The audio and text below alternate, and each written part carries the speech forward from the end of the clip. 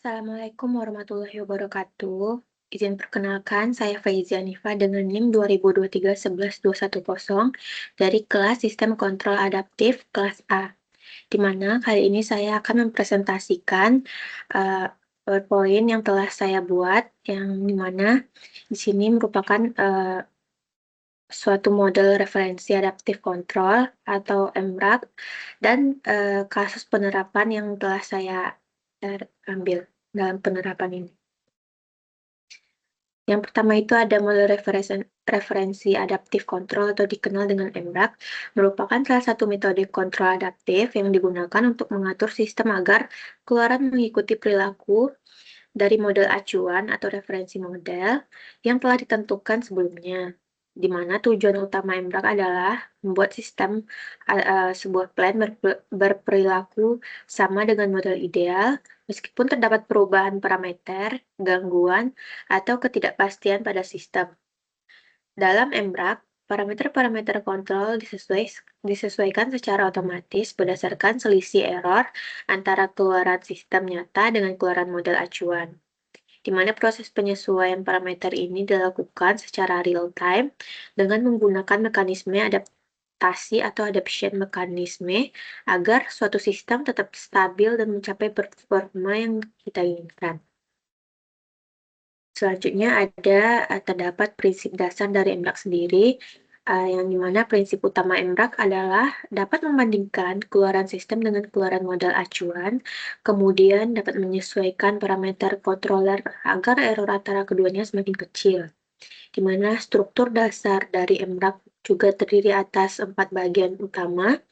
Yang pertama itu ada plan atau dapat dikatakan dengan sistem nyata, merupakan sistem yang dikendalikan yang memiliki parameter tidak pasti atau berubah-ubah. Selanjutnya yang kedua ada referensi model atau sistem ideal yang diinginkan, yang dapat berfungsi sebagai acuan performa. Selanjutnya yang ketiga itu merupakan controller atau pengendali adaptif yang dapat menghasilkan sinyal kontrol untuk pengatur plan.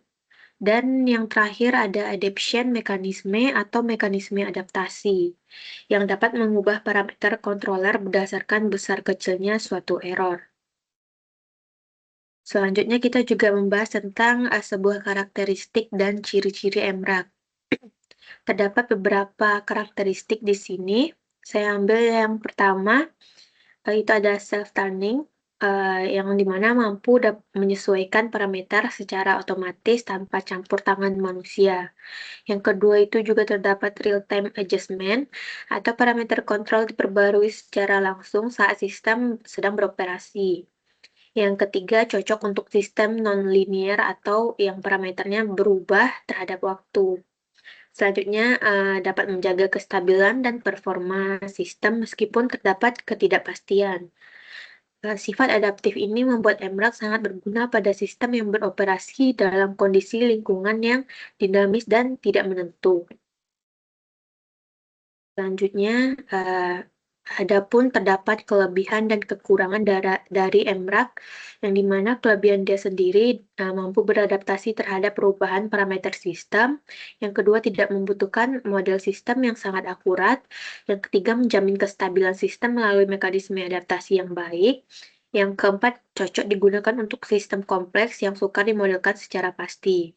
Sedangkan kekurangan dari MRAC sendiri, terdapat desain dan perancangan lebih rumit dibandingkan controller konvensional. Dua, jika parameter adaptasi tidak diatur dengan benar, sistem bisa menjadi tidak stabil. Dan yang terakhir, membutuhkan komputasi lebih besar dan sensor yang responsif untuk akurasi tinggi.